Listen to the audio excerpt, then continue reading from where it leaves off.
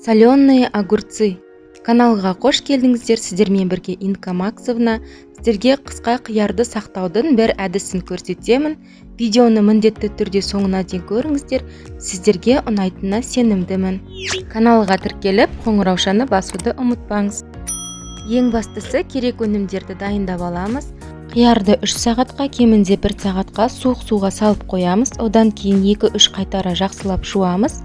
Суға салған кезде одағы селитра және жәндіктерге себілген улы заттар бәрі жуып шайылып шығады. Шөптерден бізге аскөк пен желкек керек болады. Аскөкті жақсылап тұрып 2-3 қайтарып жуып аламыз. Ол қиярға балғын дәм береді. Одан кейін желкекті де жақсылап тұрып жуып аламыз. Ол қиярдың қытырлап тұруына себепші болады. Ол қурамаған осындай балғын желкекті қосамыз.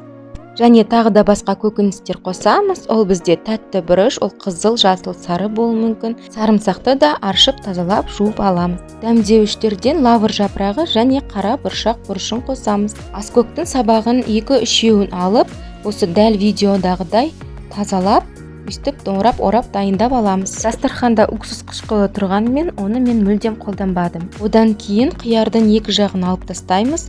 Қиярдың осы екі кіндігінде көбінесе улы заттар жиналады. Ол біздің қиярдың бұзылып, атылып кетуіне себепші болуы мүмкін. Өзіңіз қолданатын шыны банкілерді ыстық суға жақсылап сабындап жуып аламыз.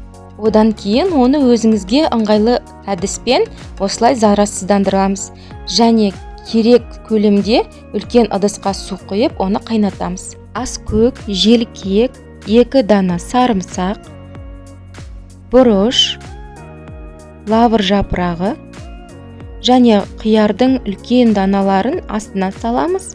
Одан кейін нығыздап, қалғандарын толтырамыз да бетіне ұсақтарын салып шығамыз. Барлық банкылармен осы әдісті қайталаймыз. Міне бізде осылай әдемі болып шықты.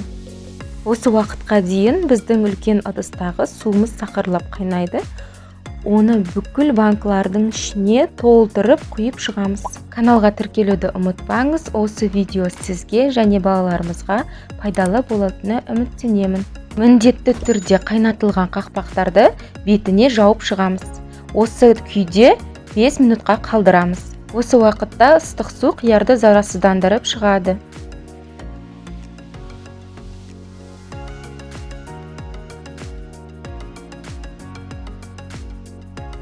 Уақыт өткеннен кейін банкідегі ыстық суды біздің үлкен ыдысқа қайтадан құямыз. Ол суды біз қайнатып, қайта құйып қолданамыз. Әрине, тұздалған қияр қалай тұзсыз болады? Егер сізде 1 литрлік болса, 1 ас қасық, 2 литрға 2 ас қасық, 3 литрға 3 ас қасық тұз салып шығамыз. Және әр банкыға 1 ас қасық қанттан салып шығамыз. Ол қиярға қышқыл тәтті дәм береді.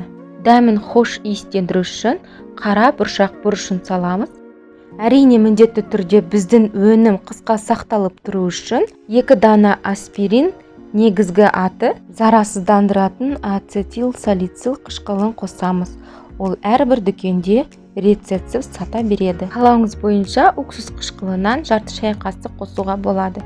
Міне құрамына керек барлық өнімдерді банкілерімізге салып шықтық. Қайта құйған суымыз сақырлап қайнап дайын тұр. Осы суды біздің банкылардың барлығына толтырып құйып шығамыз. Одан кейін темір қақпақтарымызды қайтадан ыстық суға 1 бұрқ қайнатамыз да барлығының бетіне жауып, арнайы қысқылық банкіні жабатын осындай құралдармен жақсылап нығыздап тұрып жауып шығамыз. Жапқаннан кейін міндетті түрде банкіні құлатып, оның су ағып тұрмағанын тексеріп аламыз. Бұл процесті тез-тез банкі ыстық болып тұрған кезде жасап тастау керек. Жапқаннан кейін лезде 1 көрпеше жайып, соның үстіне бүкіл банкыларымызды төңкеріп шығамыз. Одан кейін бетін жақсылап тұрып жауып қоямыз. 1,5 тәулікке 1 тәулікке қойып қойға болады.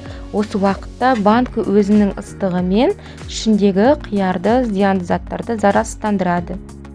1,5 тәулік өткеннен кейін біздің қиярдың күйі осындай, суы тап-таза мөлдір, қиярдың түсі өзгергені қалыпты жағдай.